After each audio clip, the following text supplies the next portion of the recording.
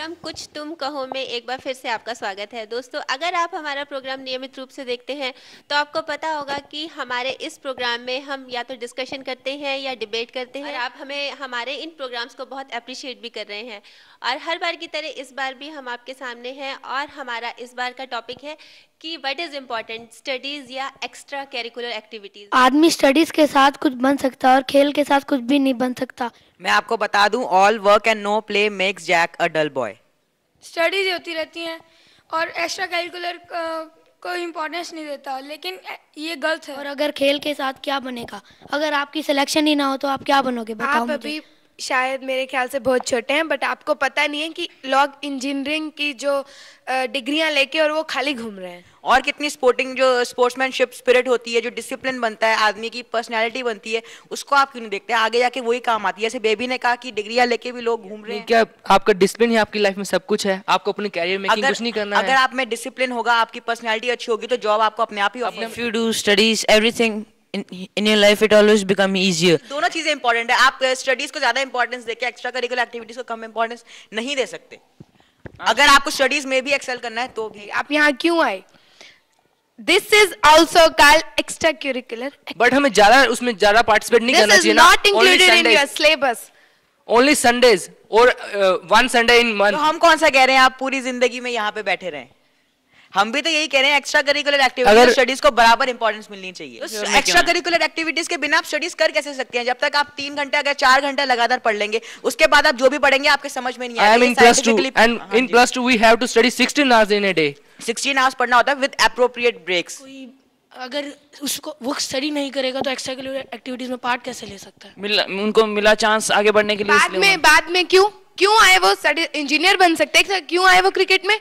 Name, fame, पैसा सब कुछ मिला उन्हें। ये बिल्कुल मेन रीजन नहीं है, क्योंकि पेरेंट्स आजकल चाहते हैं कि बच्चे आगे बढ़ें और पीछे ना रहें, इसलिए एक्स्ट्रा करिकुलर में उनको भेजना चाहिए। तो ये प्रूव करता है कि अब पेरेंट्स को भी लगने लगा है कि जब तक एक्स्ट्रा करिकुलर एक्टिविटीज नहीं होंगी हमारे बच्चों का पूर्ण विकास नहीं हो। If you are in sports, you are playing football and you are getting angry, he is scoring goals and you are not, then you will think of hitting your opponent, but you will control your anger. Then you will learn how to control your anger. वो तो आपकी अपनी general knowledge के लिए है, या आपको क्योंकि आप समाज में रहते हैं, आप सामाजिक प्राणी हैं, तो आपको लगता है कि हमें इन चीजों के ऊपर भी ध्यान देना चाहिए। तो उसी तरह जो स्पोर्ट्समैनशिप की भावना आती है, वो भी मतलब एक समाज में रहने का, जो मैं कह रहा पूर्ण विकास का जो हिस्सा होता है, वो चीज भी जरूरी है। आपको पता है कि सीबीएसई बोर्ड ने स्पेशल मेंशन कर दिया है कि एक्स्ट्रा करिकुलर एक्टिविटीज होनी चाहिए। हर स्कूल में हाउसेज होते हैं, हर स्कूल में क्लब्स होते हैं, और अब तो ग्रेडिंग सिस्टम भी आ रहा है। वो उसके पीछे सीबीएसई का क्या मकसद है? मेरे मायने में तो एक्स्ट्रा करिकुलर एक्टिविटीज को 30% देना चाहिए और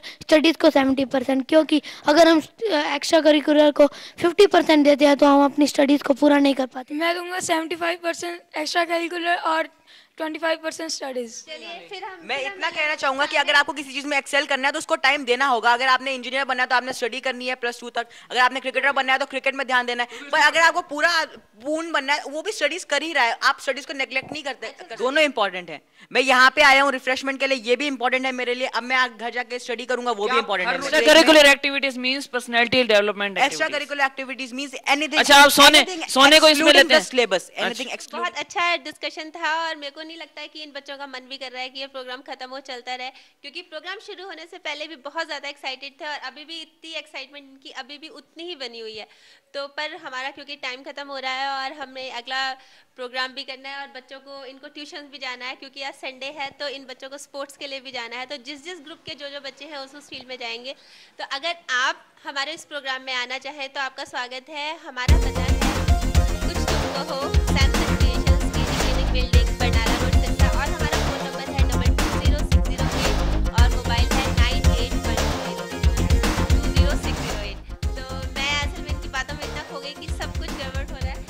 अगले सप्ताह का हमारा टॉपिक है भारत और पाकिस्तान के संबंध। आज का विषय है इंडिया पाक रिलेशनशिप, यानी भारत पाकिस्तान संबंध होने चाहिए कि नहीं होने मैं चाहिए। यही कहूँगी कि अब जैसे हम रोज देखते हैं टेररिस्ट अटैक्स होते हैं। Ma'am, all the world is known to this fact that Pakistan has been and will support terrorism. पार होना ना होना ये उनका इशू है, हमारा ये इशू है कि हमें कैसा होना चाहिए। पूरा वर्ल्ड ये बात जानता है कि ओसामा बिन लादेन को पाकिस्तान शेल्टर दे रहा है, but still they can't do anything because of the political friendship. हम क्यों नहीं चाहते? पाकिस्तान की जनता का क्या कोई कसूर नहीं है, दे आर जस्ट इनोसेंट्स। उनका बस माइंड को ऐसे मोल्ड कर दिया जाता है कि वो अगेंस्ट हो जाते हैं एक कंट्री के। हम इंडियंस का क्या लेना देना पाकिस्तान से? अभी तक जितना देखा गया है ना, अगर वो पहल करते हैं तो हाथ छोड़ने के लिए हाथ मिलाते हैं, हाथ छोड़ने के लिए हाथ मिलाते हैं। इंडिया के सारे लोग जाते हैं, हम सब चाहते हैं कि इंडिया पाकिस्तान एक हो जाए, लेकिन हम इकोनॉमिकली, सोशली और पॉलिटिकली चाहते हैं कि पाकिस्तान एक हो जाए, लेकिन पाकिस्तान फिर भी नहीं मानती। तो जब दोस्ती हो जाएगी तो कश्मीर क्या अमेरिका वालों को दे के आएंगे?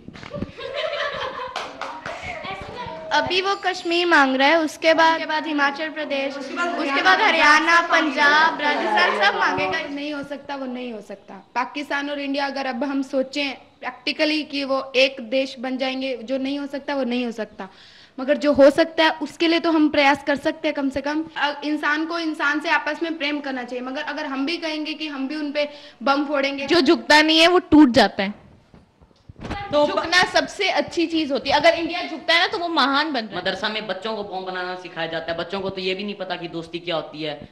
ये जो फिल्मों का ये जो अपने दिमाग में चढ़ा रखे ना खुमार, ये छोड़िए, वहाँ के बच्चे भी पढ़ते हैं, वहाँ के बच्चों को पैदा होता है ये नहीं सिखाया जाता कि इंडिया दुश्मन। यहाँ पे जितने भी पार्टिसिपेंट्स आए हैं, अभी ये मान के चलिए कि इन्होंने अपने जितना इनके अंदर भरा हुआ है उसका 1% भी बाहर नहीं निकाला है।